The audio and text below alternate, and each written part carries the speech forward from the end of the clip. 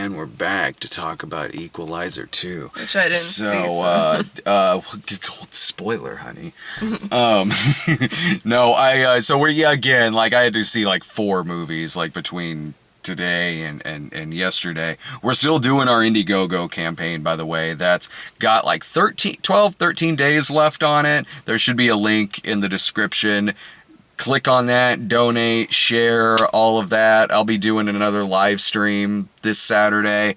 And if you go to our site as well, thecinemasnob.com, I was in Austin for 5 days hanging out with everyone over at Double Toasted, and we did a lot of videos there. Like, we talked, I was on there, we talked about a lot of stuff from, like, the Titans trailer to the James Gunn stuff.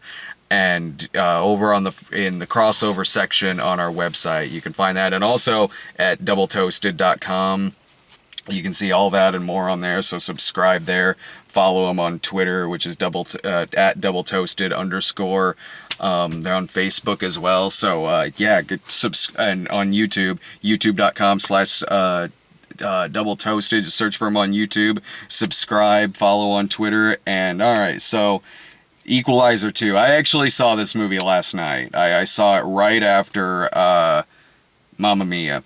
I saw a lot of sequels in the last couple of days. I was at it by myself. Originally, you and I were it was gonna be this, where I'm just in the car. Because I said to you, I was like, do you want to go see this with me? And you're like, I haven't seen the first one. And I'm like, it ain't gonna matter if you've seen the first one or not. You said it was like Taken, it won't matter. Well, I'll say this right now, it wouldn't have mattered. Like, I could have shown you this movie and then told you the first one was the sequel to this movie, and you would have believed it. Like, I didn't want to go because it was late at night. It was late, and also I was at a water park with kids, like, for the whole day, so I was pretty wiped. She was beat, and so I was going to come back and be like, okay, we'll just do this, and you called me in the middle of the movie. He's like, yeah, I'm really tired, I can't do this. And I'm sitting there, like, asking me to remember this movie for 24 hours is the cruelest thing you've ever done to me. Cruelest? No, this movie, okay, I think I seem to recall being relatively fine-ish with the first film. The first one is Denzel is avenging Chloe Moretz, and he has a certain set of skills. He's like former CIA and shit. And he also works at Home Mart, which is like Home Depot in the movie. It's just called Home Mart. And there's this whole action scene at the end where he's just using a bunch of tools to kill a bunch of people. In this one, he's a Lyft driver. And watching it, I'm like, did this originally start out as like a movie about a Lyft driver who finds himself in like action movie scenarios, and then they're like, you know what, let's just call it Equalizer 2, or let's call it that instead of dumbass taxi driver. So the first like half hour of this movie is him. This movie, it just feels like a procedural. Like there could be a lot. Like this could just be like well, it was a television series. It was based on a television series, but I just mean, even as movies, because the first one, he works at Home Depot. This one, he's a Lyft driver. The third one, he could have some other job, and I don't know, like, just find himself in action movie situations. In this one, his friend, who's a current agent, played by Melissa Leo, ends up getting murdered, and he's trying to find out who killed her. That's really it, man. There's not a whole lot to say about this movie. I was so tired watching this film. Like, because I had gotten off the train yesterday from Austin, and I was on the train for about 24 hours, saw 2 movies. I loved the hell out of Mamma Mia 2. And this one, I really sat there fighting sleep most of the time, because it was just a lot of stuff I've seen before. It's...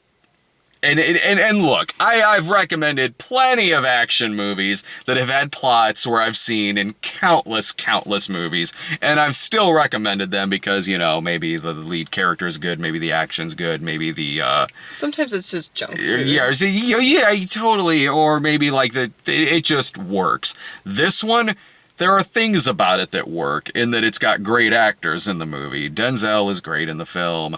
Melissa Leo is. Pablo Pascal is. Yeah,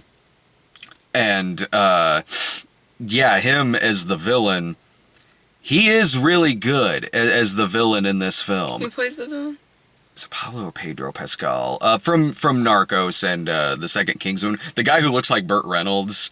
Oh, okay. Who's like he just is Burt Reynolds. Like, yeah. I want this guy to do car movies so fucking bad. I want this guy to start doing car chase movies. He's fucking great. Like, he is really good in this film. All the actors in this movie, they take types. They're kind of playing just types. But they are such great actors that they really are elevating a lot of stuff that they're saying.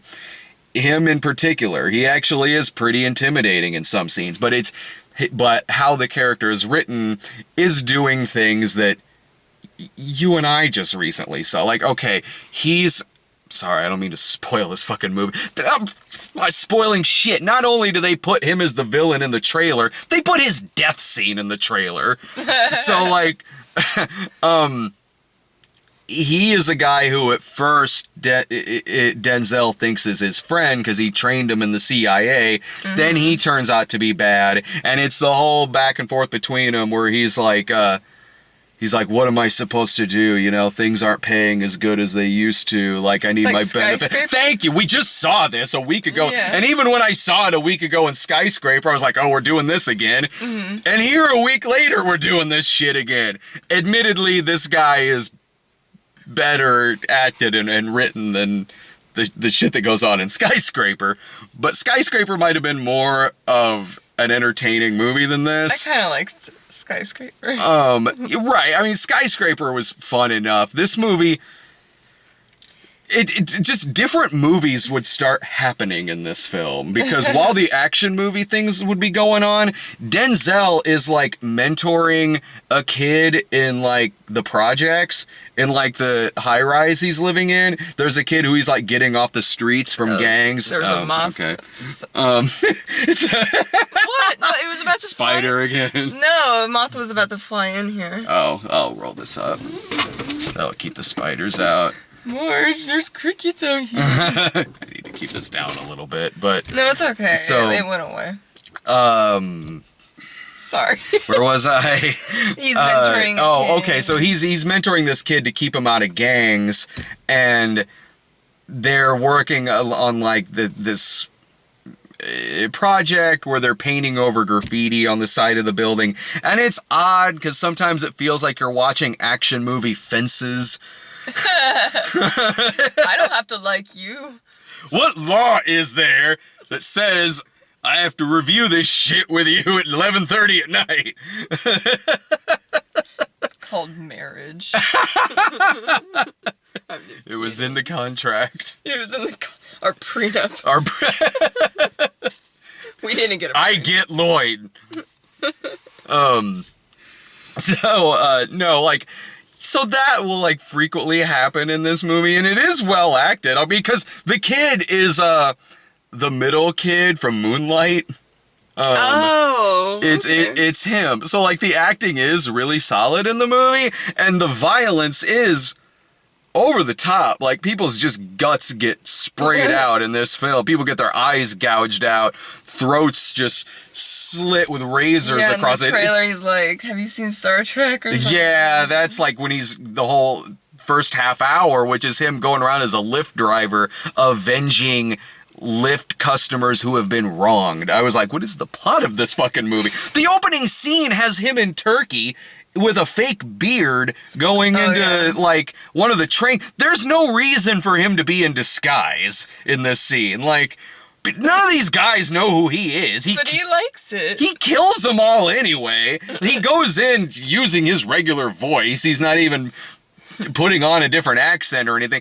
Other characters do that in this movie, too, where one guy is trying to kill him, and he's pretending to be a Lyft driver, and he has a stuffed animal with him that just has, like, a knife inside of it. Like, why? Just put it in your pocket. Just like, badass. Yeah, like, and as good as Denzel, his character is at, like, weapons and shooting and fighting, There's a lot of scenes where it's like this guy could kind of easily be. Take that guy in the back seat, for instance. He gets in as a customer for Lyft. All you need to do, phew, phew, phew.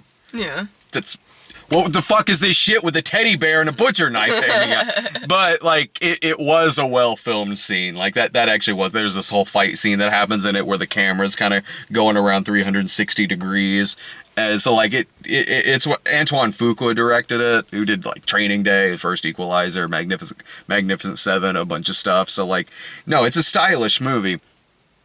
And so the finale of it, which is taking place in like the neighborhood or wherever where Denzel's character used to live, like the villain's up on like the Pedro Pascal's up on the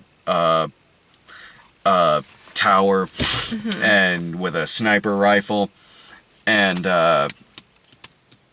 you see this, and he's up on the sniper rifle. All his men are like in this abandoned town searching for Denzel, and I say abandoned because all of this stuff is going on while a hurricane is happening. It's hurricane heist all over again. Like I'm watching it, I was like, I appreciate the effort here, and that for no reason there's a hurricane going on in this scene, but it never gets as insane as the shit in It's a better movie than Hurricane Heist, but like it never gets as insane as like the cloud turns into a skull face and chases them. That happened. That movie is... Sorry. Jesus. Belch. Excuse me. That wasn't a belch. It was something. It was There's a hurricane going on in my chest right now. There's a skull face like just chasing my heart around. Oh. That's scary. That is scary. Are you okay? I'm just old. You're dying. I know. I like action movies that are just junk food and just, you don't have to think. Like Taken. I do like Taken. No, I like Taken. We were talking on the phone, and I was like, how many more people are they going to taken from him? It was like, what else can be taken from him? This movie, yeah, because I was like, well, because you asked me, like, do I need to see the first one first? And I was like, I doubt it, because it's going to be like, you don't really need to see Taken in order necessarily. But with Taken, though, just watch the first movie. The sequels of that movie are dog shit. This movie, I just really wasn't that interested in. It's filmed and acted better than Taken 2 and 3. It's, I guess, maybe slightly better written than those. Maybe that might be arguable, but it's at least like they have a collection of actors who kind of elevate it. Not that Liam Neeson doesn't elevate his action movies, he does, but Taken 2 and 3 were really just resting on Liam Neeson. Mm-hmm. This one does have a collection of pretty good actors, and it's shot and edited way better than Taken 2 and 3. Stylish. Yeah, no, it's way more stylish than Taken 2 and 3. When you got home, you were like, I was like, so how was the movie? And you're like, oh God, it was boring. I was bored when I was sitting. Granted, I was very tired when it was on, so maybe I could chalk some of it up to that, but I was pretty bored when it was on. And in the last half hour, when it's the hurricane shit, again, I was like, yeah, if you're gonna go insane with all this hurricane shit, like, go insane, like with fucking Hurricane Heist, where their legs are strapped to a rope and they're like fucking flying through the air and shit. Granted, this movie is, I think, trying to be a little more fucking grounded than that movie. Well, that movie is just insane. Yeah, this one was just kind of, it just wasn't that interesting. If you really love the first one, then sure, why not see this movie? But I don't know. Just wait till it's on video and rent it. Like, you know, it'll kill a couple of hours. Denzel Washington's good. It's just it's a forgettable movie. It's pretty fucking forgettable. Like, I'm amazed I remembered this much about this movie, and I saw the film 24 hours ago. The trailer seemed more interesting than how you're describing it. Yeah. Yeah. Yeah, it is a little bit. Like, you can kind of get a feel of everything from the movie's trailer. Like, you don't really need to go see this movie. Like, the death scenes are pretty fucking gruesome. He's snapping arms left and right in this shit and just, like, Cool. fucking crippling people in it. Like, there's that. Like, yeah, it's a rental. It's worth a rental. I'll give it that, because there's good enough acting in it. Bill Pullman is wasted in the movie. He's also in the first one, too, I think. And, he's Melissa Leo's husband in the film. Like, he's in it for a couple of scenes as the grieving husband. So, it was fine. You said I wouldn't like it. You would have been bored by this movie. I don't think you would have liked it. All right. Well, coming up, let's see. This weekend is Mission Impossible. Yay. And Mission Impossible and Teen Titans Go to the Movies. Have fun. That's actually supposed to be really fucking good. I used to watch, not me, but when I would, my old nanny job, the kids would watch it. And it's fine, I guess. It's just, I don't want to watch a movie. Why not? Because I'm an adult. Adults watch movies. I mean, like, a Teen Titan movie. Nah, I think I'll pass on that. I don't know. I gotta think of I mean, the reviews for it are pretty solid. I mean, it's not something I would have gone to see if I wasn't doing it for this website. You know, I do think some adults watch the show, actually. Quite a bit.